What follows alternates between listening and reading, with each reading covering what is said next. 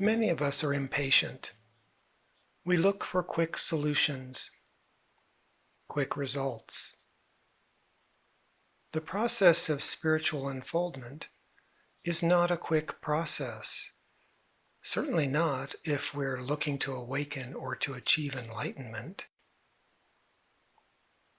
Spiritual unfoldment is a process of surrender. Surrender to the divine presence that is everywhere, distributed throughout and permeating world appearance. Surrender to what we ultimately find is the divine itself.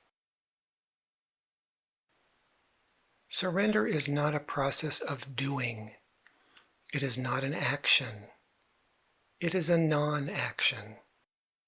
It is a letting go of acting, of letting the real actor act, and letting our mind and intellect step out of the way.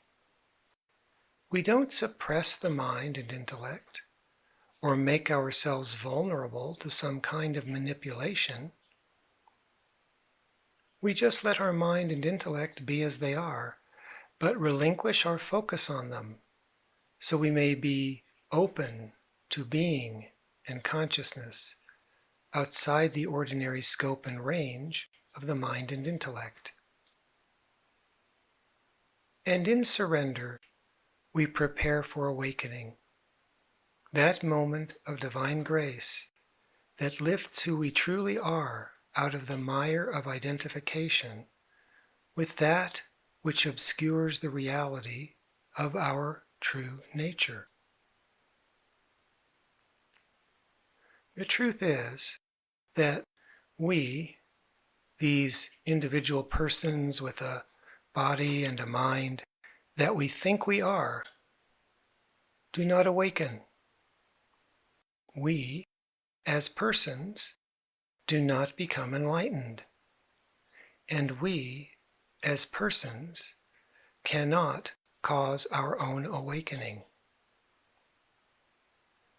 So when we fall for the promise of quick awakening, this appeals to us, appeals to our ego, our need for power and control, and our desire to rise out of suffering.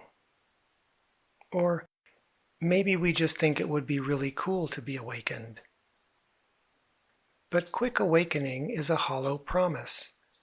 Unless we are already ripe for divine grace to greet us, awakening or enlightenment will have to wait for another day, when our surrender and preparation has made us ripe.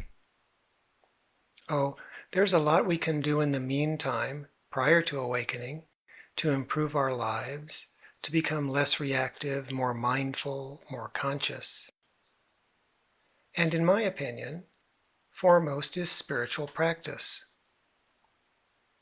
Appropriate and supportive spiritual practice reinforces our capacity to take steps toward awakening by beginning to step out of chronic immersion in our thoughts, feelings, and sensations, and giving us practice in surrender. Then we may begin to glimpse inner spaciousness, peace, love, joy, and light. It is often such moments, once tasted, that make us search for more peace, love, joy, and light, to seek the deeper reality of awakening to our true nature. And while we may find this seeking can be frustrating, with ups and downs, and long-lasting plateaus that seem to go on and on, we know that there is more if we can only get there. But the fact remains that if we try too much, we're not surrendering. And surrender is essential. For it is our limited sense of self, our limited identity as just a person with a body-mind, that must be surrendered, because when we do awaken, we discover who we always were, and it's not that limited person we thought we were. We are much greater than that.